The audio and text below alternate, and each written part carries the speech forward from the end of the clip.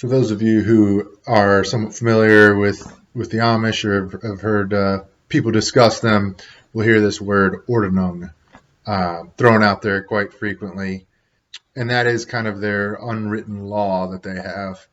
Every Amish community has a slightly different one. It's an oral tradition, and it's from their Swiss German, their like Pennsylvania Dutch, and it means order or code or law, Ordnung. So probably similar in root to the word order, but yeah, it's their community law. Those of you who have looked at a couple other of my videos might know that this channel, a lot of it is about how Christianity is fading pretty quickly in the United States. In the 1950s, it was 95% or so, and now, millennials are almost 50-50 in Christian and non-Christian. So you look at a graph of it over time, and it's plunging, and it's kind of accelerating, probably headed trend-wise towards kind of how Europe is, where maybe 5% of people go to church on Sunday, where it had been a traditionally Christian civilization in Europe. And we look at community as a way to combat that. That's kind of my thought, is that we're a very individualistic society, and this kind of Christian faith can't really be done that way. So as we get more and more individualistic and isolated and spend our times entertaining ourselves alone, the idea of gathering into a organized religion and having them make claims on our life and our time and our money, that kind of thing really doesn't appeal to people as much, especially when they start telling you what's right and what's wrong and how you should make decisions. So that's kind of how I see the problem, and the solution would be to kind of reform, to push back against that American individualism. And I've looked at the Amish as one way. Obviously, it's pretty extreme in their application of Christian community. So I'm not suggesting, everybody's got to give up their car and turn off the lights and that kind of thing. But there are a lot of things that they do that we can pull lessons from, that at least, maybe we don't have to dress like them and apply all these rules in the same way they do. But taking that example of a community of Christians who makes decisions on what direction they're going, they make those decisions together. I think that's a good thing to be influenced by the Amish with. And the Ordnung is kind of, I believe, what holds them together. So they have very strict rules in that Ordnung about everything from how wide your hat brim can be for men, how long your skirts are for women, how you celebrate certain holidays, what color your horse and buggy can be, what kind of farm equipment you use, what kind of technology, can you use a phone? No, if it's inside your house, but yes, if it's in a booth down the street and it's shared with 5 other families. Can you use a bicycle? No, but you can use a little push, but you can just kind of like almost like a skateboard that has a bicycle frame. So they have very specific rules on everything, and you might think that just for an American individualist, that totally crushes everything that you've experienced. But as I said in a past video recently, their growth rate is doubling every 20 years, where overall Christianity has been cut in half in the last 70 years. So the way they're doing that is by sticking together, using this kind of a code. And they have 90+% retention rate for their youth, whereas other churches are lucky to get half. Most of them don't get half. Catholics and Episcopal mainline churches, even evangelical churches that have used to claim that they were immune from kind of the people leaving the pews, young people leaving the pews. They're not doing as well as they had been either. Everybody's losing their people, and so the Amish are using this Ordnung. So So I asked a couple professors who are connected to the Young Center, which is in Lancaster County, Pennsylvania. It's connected to Elizabethtown College, and they're considered the kind of study center of all things Amish.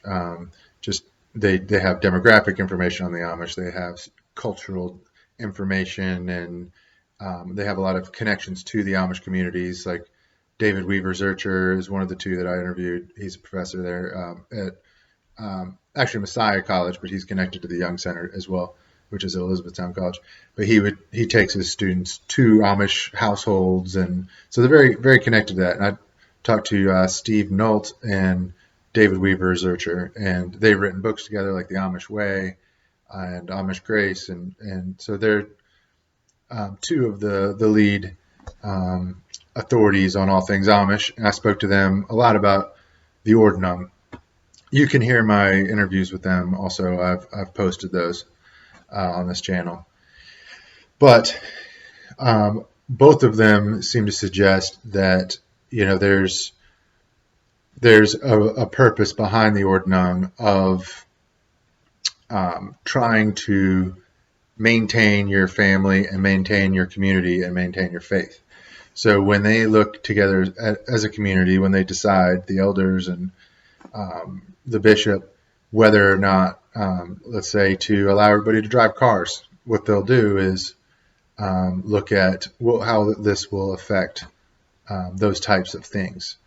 That's not written anywhere explicitly, but if you look at how those decisions have been made, they said that it is to maintain their family and their communities, their faith. I would also add their culture. They've been able to hold on to very specific cultural practices like the Pennsylvania Dutch language and farming practices and clothing styles and things that are from centuries ago because of this Ordnung. So an example of that would be cars. If the bishops are looking at for our community, should we allow cars for the people? They would look at what would it do to those elements. And for a car, I think they looked at community especially. It would, if you have people who just jump in their car and go work half an hour away and then come back, and then when they want to shop, they drive 20 minutes away and then they come back. And if they want to do something fun, they drive 15 minutes that way and then come back. They might not know their neighbors very well. They might not rely on their neighbors very well. And relying on other people is a major thing. So they want you to rely on other people, which for us, that seems ridiculous. We want to cut off as many ways that we rely on people as we can. But a car, they thought, would violate that they would be not reliant on their neighbors and they would not interact with their neighbors as much.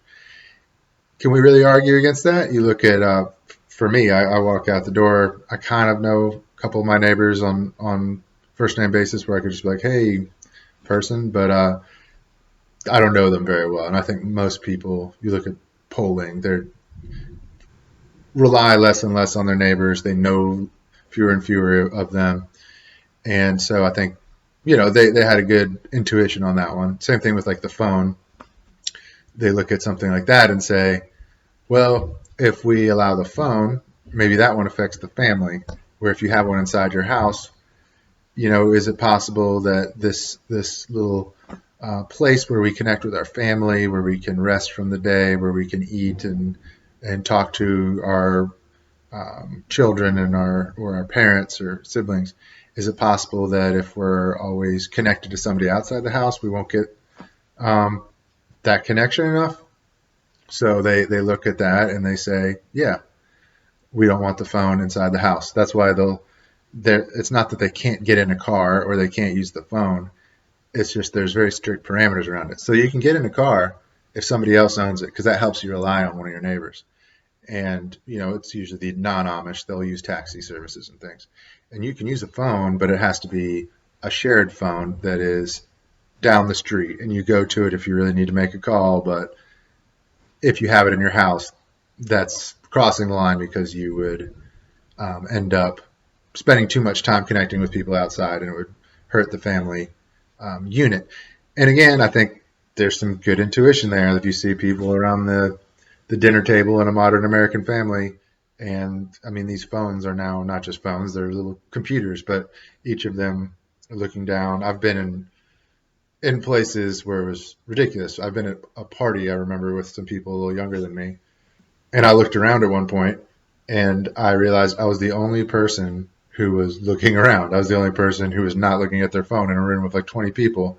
And it was kind of a weird realization that all these people were together, but their attention was not in the room. It was on Facebook or something else. I don't know. So they make those decisions together. Like, we as a community don't want that. For any of the families, if you want to have your family be part of our community, here's how we want you to be. And these rules aren't necessarily just about technology, obviously. I said there's something about hat brim length. There's something about beard length. There's all kinds of little things. And they have twice a year a communion service. And that's when they sort of each family reaffirms that they are going to participate in the Ordnung. And I believe they recite the whole thing. And they make any changes mostly unanimously. I think Amish communities, if they're going to make any change, I think it has to be unanimous. So they, twice a year at their communion service, they will reaffirm that, and that means for the next half year we're going to be living by this. Most of them that when they recite this whole thing, are old laws about farm equipment and things like that.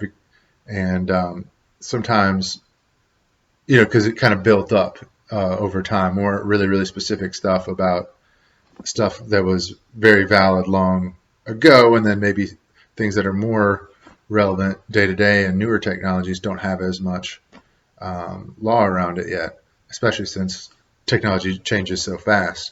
So that can cause problems. I think some communities didn't catch up quick enough on things like cell phones, and they don't have enough rules on it to control something that they think a lot of the elders are like, this is really causing problems. So there are communities that are struggling with cell phones because they didn't create laws for the Ordnung of that community quickly enough. And David Weaver's when I was talking to him, he said, it's necessary to mention that they are very varied in what these rules are. So if you go to a community in Iowa and you go to one in Pennsylvania, they may have very different rules about what color shirt you can wear and what type of buggy what are the rules on phones and all that. But the point is that they're making those decisions as a group, and they're making those decisions to preserve families and communities, faith, and culture. And, if they make a decision that works for their community, then it's a valid decision. If they seem to go too far, then other Amish communities will reject them and say, you're not fully Amish. So there's some communities that have rejected Pennsylvania Dutch and only speak English. I believe there's like New Order Amish and Beachy Amish that are more headed towards English and headed towards accepting cars. And then there's like the Schwarzentrubers, which are the most traditional, to where they reject almost everything. Very primitive lifestyle. And but they're the fastest growing, the most primitive and traditional, versus the Beachy Amish and the New Order Amish are not growing as fast, and maybe even having trouble keeping their children in because they're relatively close to modern society now, and there's a shorter jump over. And last thing on this is to keep people in it. If you're going to have laws, like we have laws in our society, we have the police and court system and the prisons and things like that to maintain those laws. You have to have some way of enforcing them. So they do have that. And the way that they enforce this is they have something called the ban, which is a biblical concept of excommunication. And they had that in the Middle Ages too, the excommunication. They called the ban, B-A-N-N. And then there's social consequences that come along with that excommunication called my ding. It looks like my dung, but they told me it was my ding, is how it's pronounced for Pennsylvania Dutch. And it's social consequences, like they're not going to eat with you, they're not going to do business with you. You're kind of you're shunned, is how some people put it. So the excommunication and the shunning, or the ban and the my ding. And this goes back, like I said, to the medieval times. Martin Luther would talk about the ban. They had that in the Holy Roman Empire before Martin Luther. It's a concept that goes back all the way into the Bible, and there are examples of it in other Christian traditions, like the Catholic Church. Still, you can get excommunicated, and generally you won't have social consequences of shunning with that in modern Catholicism, but there were times where there would be even more extreme, like Holy Roman Empire. If you were under the ban, your property was anybody's property. You could abuse that person and treat them poorly, and it was seen as like, well, they're under the ban right now. For Amish and Mennonites, their bans and my ding goes back to the 17th century Dordrecht Confession of Faith, which all Amish groups are under this as sort of almost their constitution, confession of faith. And Article 16, it says, we also believe in and confess a ban, separation, and Christian correction in church for amendment and not for destruction. And so it says, when somebody's been incorporated in the community of saints and then they sin against unto death, such a one, after the deed is manifest and sufficiently known to the church, may not remain in the congregation of the righteous, but as an offensive member and open sinner, shall and must be separated, put away, reproved before all, and purged out as leaven. And for this amendment, as an example, that others may fear and to keep the church pure. And then, Article 17, they go on shunning the separated and, what kinds of things they should do to those who have been under the ban and excommunicated. We believe and confess that anyone, either through his wicked life or perverted doctrine, has so far fallen that he's separated from God, and consequently also separated and punished by the church. The same must, according to the doctrine of Christ and his apostles, be shunned without distinction, and by all the fellow members of the church, especially those whom it is known, in eating, drinking, and other similar intercourse, and no company may be had with him that not be contaminated by intercourse with him. But the reason for this, as it goes on, is that the sinner may be made ashamed, pricked in his heart, and convicted in his conscience unto his reformation. So it's for his own good. They want, if you're sinning, if you're cheating on your wife and everybody shuns you, then maybe you're like, you know what, I'm going to confess this. I'm going to turn my life around and come back. They do have exceptions for it if somebody is needy, hungry, thirsty, naked, sick, or in any distress. We're duty-bound, necessity requiring it, according to the love and doctrine of Christ, to render him aid and assistance. So it's for the good of your soul to shun you if you're living in sin, but still call yourself Christian. But if you're going to die or you're just really in a lot of need, the Amish are obligated to come and help you, if you're having any issues. This actually, this part of the Dordrecht Confession is what separated the Amish and other Mennonites.